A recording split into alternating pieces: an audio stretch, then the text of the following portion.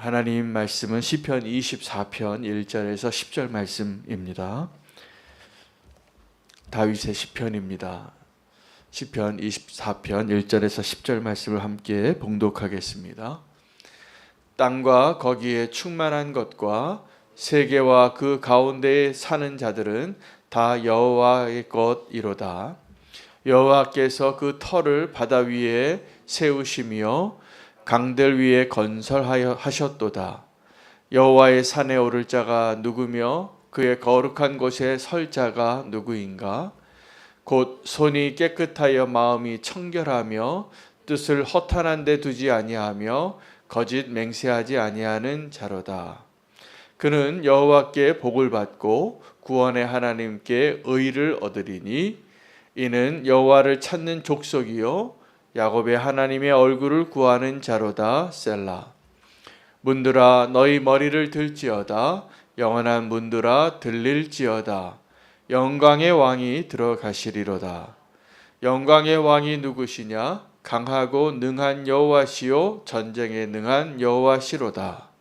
문들아 너희 머리를 들지어다. 영원한 문들아 들릴지어다. 영광의 왕이 들어가시리로다. 영광의 왕이 누구시냐? 만군의 여호와께서 곧 영광의 왕이시로다. 셀라. 아멘. 하나님의 말씀입니다. 시편 24편 다윗의 시편 말씀은 1절에서 10절 말씀 가운데 1절에서 6절까지는 다윗이 거룩한 산을 오르는 예배하는 세대를 노래하고 있습니다. 7절부터 10절까지는 만군의 왕 여호와께서 들어가시도록 그 문을 열어 그를 맞이하고 환영하는 예배자의 모습을 그리고 있습니다.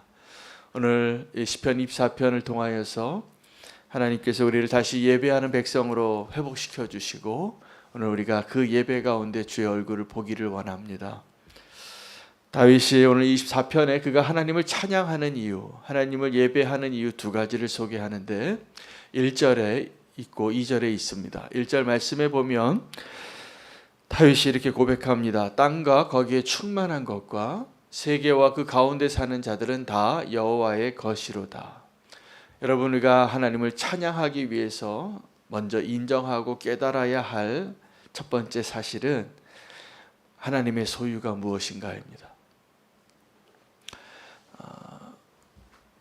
우리가 눈에 보이는 그 모든 것들, 또 눈에 보이지 않는 것들까지도 오늘 다윗이 노래하고 하나님을 인정할 수 있었던 이유, 다윗이 그 험난한 고난의 세월을 살면서 하나님을 예배하고 찬양할 수 있었던 이유는 땅과 그 안에 충만한 것, 세계와 그 가운데 사는 그 모든 존재들, 이 모든 것이 누구의 소유인지를 알았기 때문입니다.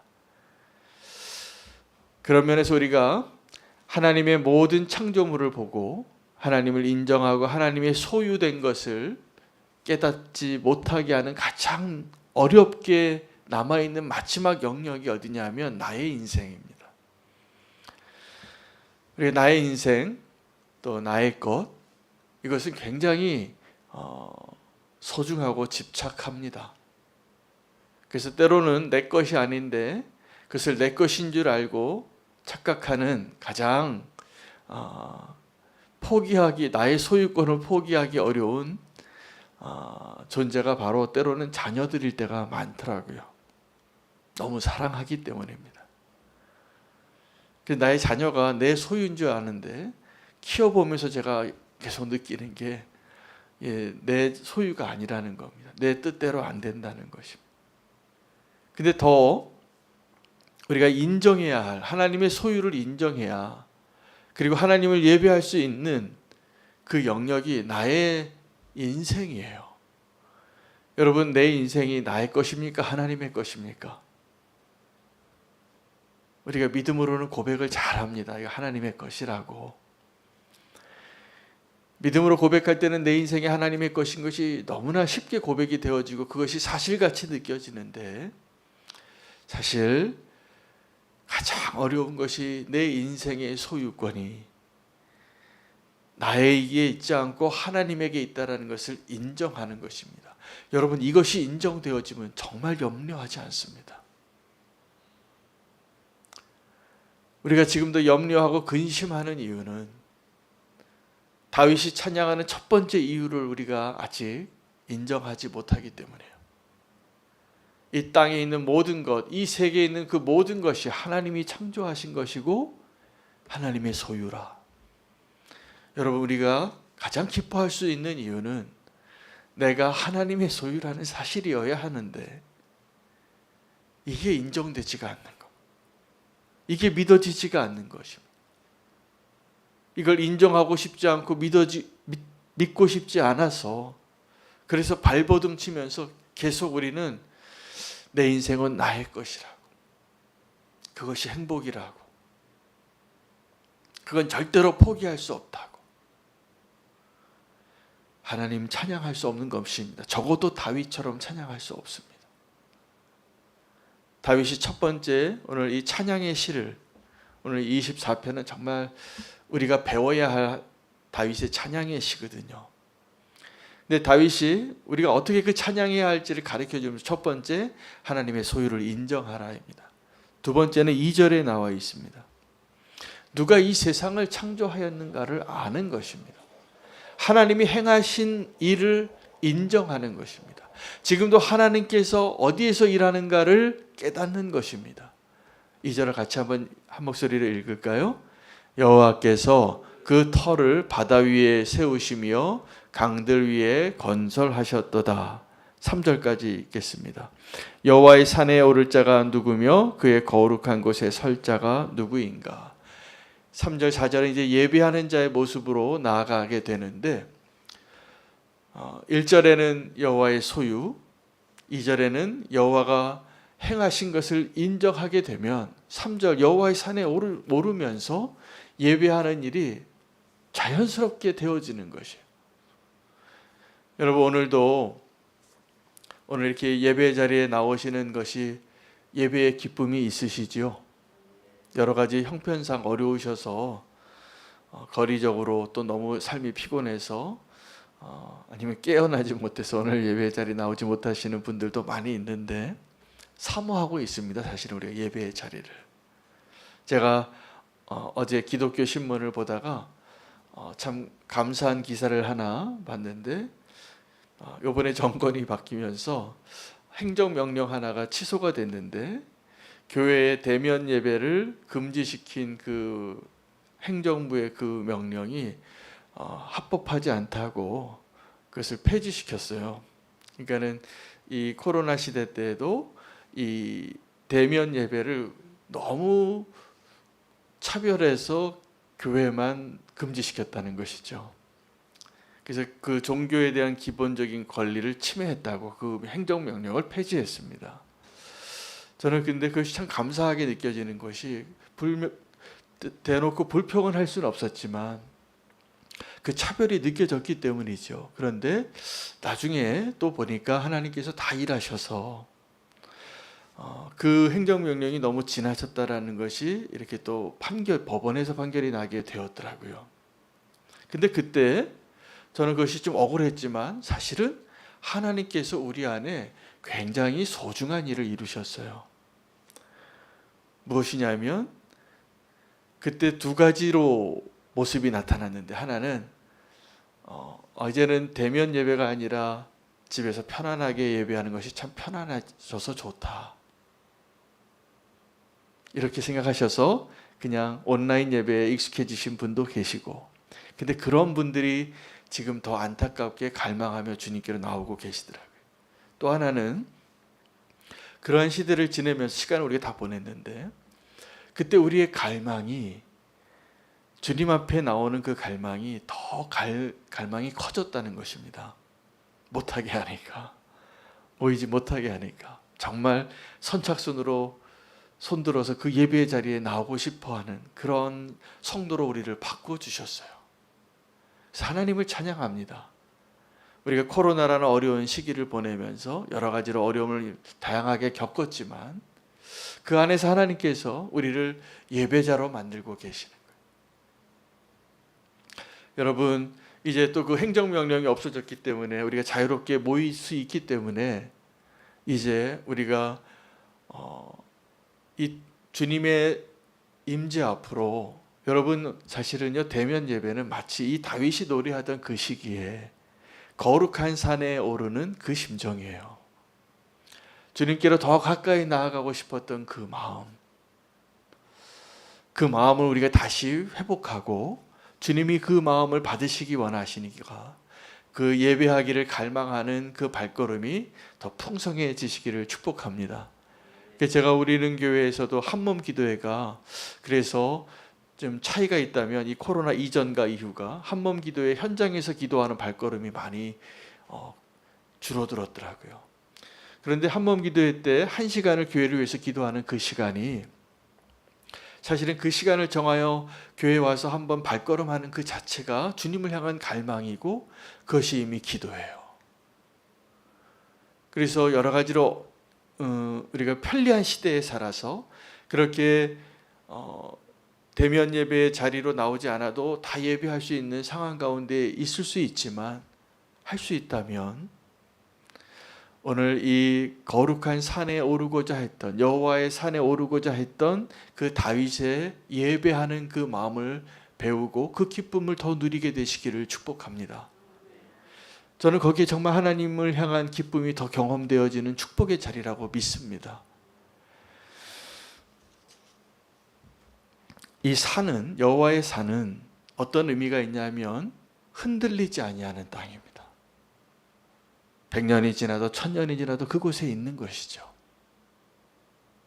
그것이 하나님을 상징하는 장소이기도 하고 이 산은 우리가 발 디딛고 사는 대부분의 평지보다 높은 곳에 있기 때문에 하늘에 가까워요. 그래서 여호와의 산에 오른다는 것은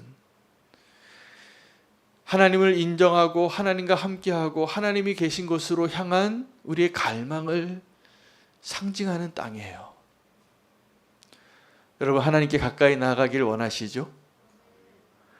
근데 오늘 그 하나님께 가까이 가는 길은 거룩한 산을 오르는 그 비결은 다른 데 있지 않고 4절에 있습니다.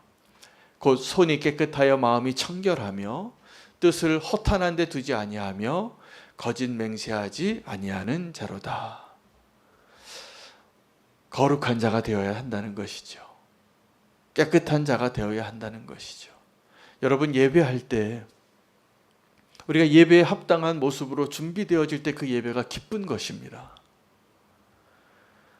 여러분 결혼식장에 갔는데 내가 옷이 좀 예쁘지가 않아요. 깨끗하지가 않아요. 그런 옷 입고 결혼식장 가면 어떻습니까? 마음이 더 불편해요. 제가 장례식장에 갔는데 까만 양말 안 신는 게 그렇게 마음이 불편하더라고요. 신발은 벗어야겠는데 그날 깜빡하고 양말을 갈아 신지를 않았어요. 저는 평소에 하얀 양말을 좋아하는데 하얀 양말 신고 그냥 간 거예요. 그러니 제가 그 장례식장 가서도 그 양말 하나 때문에 그렇게 불편하더라고요. 죄송하고 예를 다 못 취한 것 같고. 여러분 우리가 하나님 앞에 나아갈 때 우리에게 준비되어지지 않은 모습은 우리의 마음을 힘들게 합니다.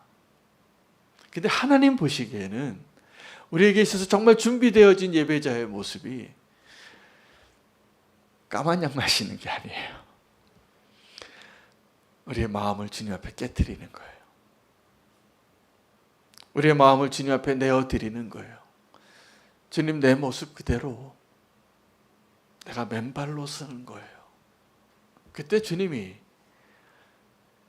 우리를 온전한 예배자로 회복시켜 주시고 그 예배를 받으신다고 말씀하셨습니다. 오늘 이 다윗의 시편의 후반부 문들아 머리 들어라 만왕의 왕이 만군의 왕이 전쟁에 능하신 강하신 왕이 들어가신다. 이렇게 노래가 전혀 다른 노래가 나오죠. 왜 거룩한 산에 오르다가 문들아 머리 들라고 했을까요? 이 찬양의 이 예배의 중요한 요소는 승리가 있거든요. 여러분 하나님을 인정하는 자들이 그 문을 여는 것은 마치 전쟁의 그 자리에서 아주 강한 군대가 오면 그들이 어떻게 합니까? 둘 중에 하나를 선택해야 됩니다. 투항해서 싸우든지 아니면 투항해서 백기를 들든지. 징기스칸이라는 정복자가 역사상 가장 빠른 시간에 가장 많은 땅을 정복했는데 그 비결이 여기에 있었어요. 문을 열게 하는 거예요. 그 징기스칸이 아주 잔혹하게 한 나라와 한 민족과 한 땅에서 승리하고 그 소문을 퍼뜨려요. 근데 얼마 지나지 않아서 그 다음에 그 땅을 그가 정복해 나가는데 어느 정도냐면 말 달리는 속도로 그 나라를 정복했어요. 싸우기도 전에 문 여는 거예요. 왜요? 두려우니까. 이 징기스칸과 싸워서는 이길 수 없다라고 다 인정하게 되니까 문을 다 열어줬어요. 그냥 달리면서 접수해 가는 거예요, 그냥. 그런데 예배가 이런 거예요. 여러분, 예배하러 나와서 하나님 앞에 우리 마음의 문을 꼭 여시기를 축복합니다. 그래서 만왕의 왕, 전쟁에 능하신 하나님이 내 안에 들어오셔서 나와 함께 하시고 나의 왕이 되어주시고, 그래서 어떻게 보면 하나님께서 정복하시기 위하여 가장 남아있는 마지막 땅이 저 땅 끝에 있는 선교지가 아니라 내 마음이에요. 오늘 우리가 그 마음의 문을 열고 그 문들아 머리 들어라, 다윗이 이 명령을 저 땅 끝에 있는 아직도 하나님을 알지 못하는 이방 민족에게 선포하기 위해서 한 것이 아니라 자기에게 하고 있잖아요. 하나님 앞에 끝까지 완고하게 문을 열지 않고 싸우고 있는 그 마음을 열라고.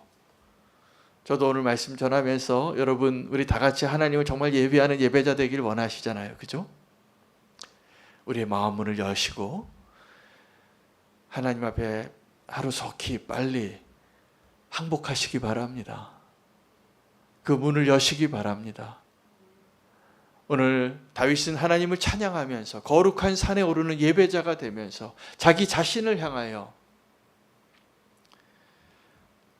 선포하고 명령하고 있는 거예요. 문들아 머리 들지어다. 여러분, 그 승리가 오늘 우리 가운데 내 자신 안에서 경험되어지기를 원합니다. 그리고 정말 하나님을 그렇게 예배할 수 있는 예배자 되시기를 축복합니다. 그런데 어떤 분들은, 지금도 많은 분들이, 제가 요즘 기도 제목을 특별히 받고 기도하고 있는 성도님들이 몇 분 계신데 너무 힘든 가운데 계신 분들이에요. 정말 이 생을 끝내고 싶은 마음으로 그 시간을 보내고 계시는 분들이 계세요. 기도하고 있습니다. 꼭 승리하시고 그 마음의 문을 여시고 주님께서 주관하시고 회복시켜 주시고 새롭게 해주시기를.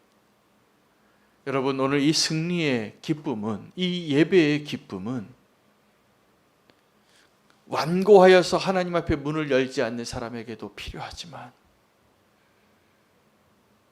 실패하여 바닥에 쓰러져 고개조차 들 수 없는 힘겹게 신음하고 있는 그분에게도 필요한 명령이기도 해요. 우리의 실패와 우리의 좌절은 하나님의 은혜를 가로막을 수 없습니다. 할렐루야. 우리가 실패할 때 잊지 말고 포기하고 싶은 거예요.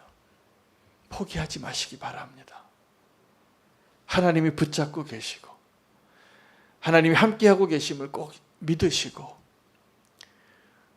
주님을 의지하시기 바랍니다. 이게 오늘 그 문들아 머리 들지어다. 만왕의 왕이 들어가시는도다.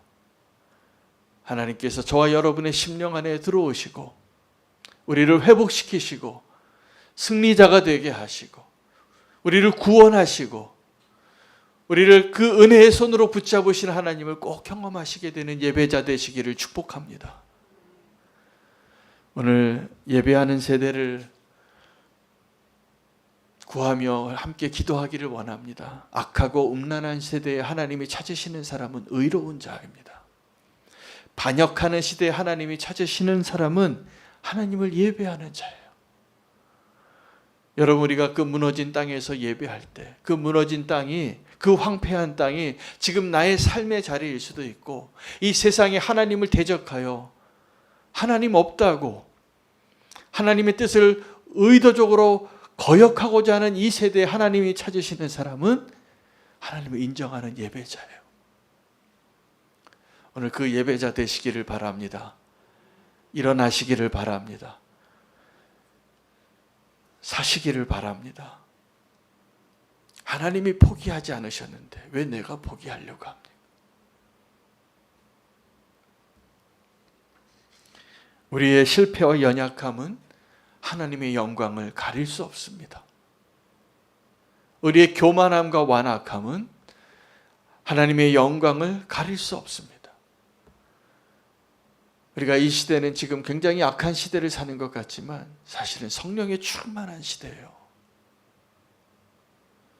하나님께서 우리의 예배를 받기를 원하시고, 우리가 하나님을 예배함으로 하나님이 얼마든지, 우리가 이 두 가지 사실만 인정한다면 다윗처럼 찬양하며 하나님의 백성으로 이 타락하고 음란하고 거역한 시대의 예배자가 될 것이라 믿습니다. 두 가지를 다시 꼭 붙잡으시기 바랍니다. 하나님의 소유가 무엇인가? 하나님이 행하신 것이 무엇인가?